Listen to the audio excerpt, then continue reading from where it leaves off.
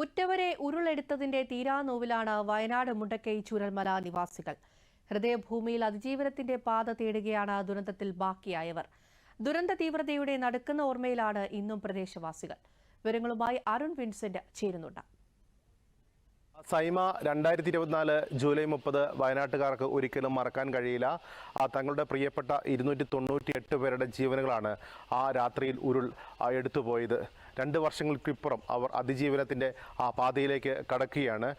ഇന്ന് വിവിധ പരിപാടികളാണ് നടന്നത്. രാവിലെ വെള്ളർമല സ്കൂളിൽ നടന്നു. അവിടെ 33 കുട്ടികളാണ് വെള്ളർമല സ്കൂളിൽ മാത്രം അവർക്ക് നഷ്ടപ്പെട്ടത്. അവിടെ രാവിലെ അനുശോചന യോഗവും പുഷ്പാർച്ചനയും നടന്നു. തുടർന്ന് 9:30 തന്നെ ഹൃദയഭൂമിയിൽ അവിടെയാണ് ഏറെപ്പേരെ അടക്കം ചെയ്തിരിക്കുന്നത്. അവിടെ പുഷ്പാർച്ചനയും ഒക്കെ നടന്നിരുന്നു. അവിടെ മന്ത്രിമാരായ ടി സിദ്ദിഖ്, റവന്യൂ വകുപ്പ് മന്ത്രി അനിൽകുമാർ അടക്കമുള്ളവരും ഈ പുഷ്പാർച്ചനയിൽ പങ്കെടുത്തു.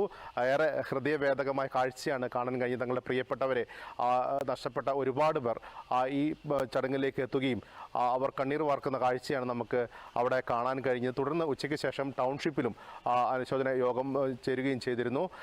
എന്തായാലും 2 വർഷങ്ങൾക്ക് ഇപ്പുറം ഇവർ പൊതുജീവിതത്തിലേക്ക് കടക്കുന്നൊരു കാഴ്ചയാണ് കാണാൻ കഴിഞ്ഞത്.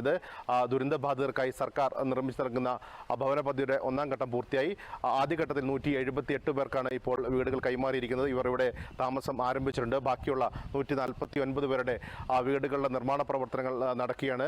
ഏകദേശം 2 മാസത്തകം തന്നെ ഈ വീടുകൾ നിർമ്മാണം പൂർത്തീകരിച്ച് കൈമാറാനുള്ള വലിയ ശ്രമമാണ് ഇപ്പോൾ ജില്ലാ ഭരണകൂടം നടപ്പിലാക്കുന്നത്. എന്തായാലും ഇവിടെ വിവിധങ്ങളായ സംവിധാനങ്ങളൊക്കെ ഒരുക്കിയിട്ടുണ്ട്. സ്കൂൾ, ആശുപത്രി, അംഗനവാടി അടക്കമുള്ള ക്രമീകരണങ്ങളൊക്കെ ടൗൺഷിപ്പിൽ ഒരുക്കിയിട്ടുണ്ട്. എന്തായാലും 2 വർഷങ്ങൾക്ക് ഇപ്പുറം അവർ ഒരു പൊതുജീവിതത്തിലേക്ക് കടക്കുന്ന ഒരു കാഴ്ചയാണ് നമുക്ക് കാണാൻ കഴിഞ്ഞത്.